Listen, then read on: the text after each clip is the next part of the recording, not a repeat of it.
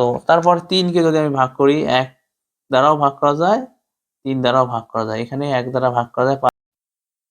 আসসালামু আলাইকুম প্রিয় শিক্ষার্থীরা, আজকে আমরা মৌলিক সংখ্যার একটা এই বিষয় নিয়ে জানবো যে ১ কেন মৌলিক সংখ্যা নয়।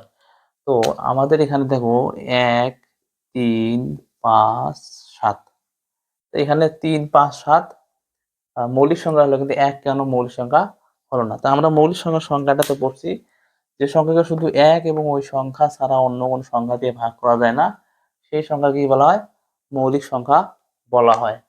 তো ১ কে কিন্তু কি দ্বারা ভাগ করা যায়? ১ দ্বারা ভাগ করা যায়, তাই না? আবার বলছি ১ ওই সংখ্যা নিজের দ্বারা নিজেকে ভাগ করা যায়। তো তারপর ৩ কে যদি আমি ভাগ করি ১ দ্বারাও ভাগ করা যায়, ৩ দ্বারাও ভাগ করা যায়। এখানে ১ দ্বারা ভাগ করা যায়, ৫ কে ৫ দ্বারা ভাগ করা যায়। তো এই যে ডেফিনিশন, এইটা অনুসারে আমরা বলতে পারি যে ১ কিন্তু মৌলিক সংখ্যা। আসলে কি তাই? তা নয়। কেননা আমরা এখানে বলছি যে মৌলিক সংখ্যার ক্ষেত্রে ঠিক ২ টি গুণনীয়ক বা ভাজক থাকতে হবে।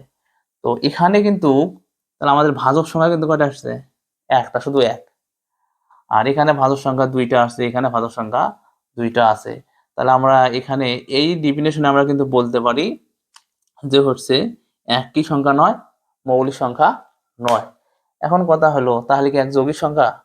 তো যৌগিক সংখ্যার ক্ষেত্রে আমরা ধরো এখানে একটা ৪ একটা সংখ্যা, একে যদি আমরা গুণনীয়ক বের করি তাহলে ১ দ্বারা যাবে, ২ দ্বারা যাবে, আর ৪ দ্বারা যাবে। তো যৌগিক সংখ্যার ক্ষেত্রে অবশ্যই ২ এর বেশি গুণনীয়ক বা ভাজক থাকবে। তো এখানে ভাজক তাহলে কয়টা আছে? ১ টা, ২ টা, ৪ টা। ৬ কে যদি আমরা বের করতে চাই তাহলে ৬ এর ক্ষেত্রে দেখো এখানে ১ দ্বারা যাবে, ২ দ্বারা যাবে, ৩ দ্বারা যাবে, আর ৬ কে কি দ্বারা যাবে? ৬ দ্বারা যাবে। ভাজক কয়টা আছে? ১, ২, ৩, ৪ টা ভাজক আছে।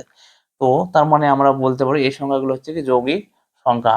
আর এই যে ৩, ৫, ৭ হচ্ছে মৌলিক সংখ্যা।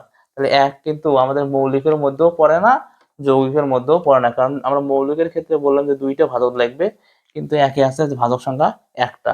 যৌগিকের ক্ষেত্রে বললাম যে ২ এর অধিক কি লাগবে আমাদের? ২ এর বেশি গুণনীয়ক বা ভাজক লাগবে, কিন্তু এখানে আমরা ভাজক পাচ্ছি ১ টা। তার মানে আমরা বলতে পারি যে কি ১ টি মৌলিকও নয়, যৌগিকও নয়। ধন্যবাদ সবাইকে।